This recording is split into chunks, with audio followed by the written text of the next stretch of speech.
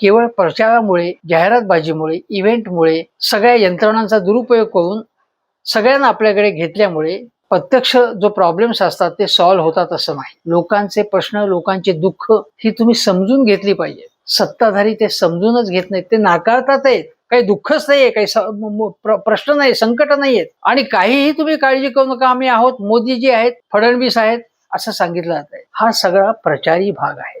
आज या सरकारकडे आर्थिक डॉक्टर नाहीये चांगला, आर्थिक व्यवस्थापन कोलमडलेलं आहे, केवळ प्रचाराच्या बळावरती चाललेलं आहे. केवळ ठराविक उद्योगपतींची धन केली जाते, कंत्राटदारांची धन केली जाते आणि 5 स्टार कार्यालय एक महाशक्ती स्थापन करते. सामान्य माणसांना काय मिळालंय? मग सामान्य माणसाने बोलायचं नाही? सामान्य माणसाच्या वतीने विरोधी पक्ष सुद्धा काही फारसे बोलत नसतील तर अभिजित दीपके नावाचा एक तरुण पुढे येतो. त्याच्यात काही साध्य नाही तर आणखीन कोणीतरी पुढे येईल. तरुणांचा आवाज दाबता येत नाही.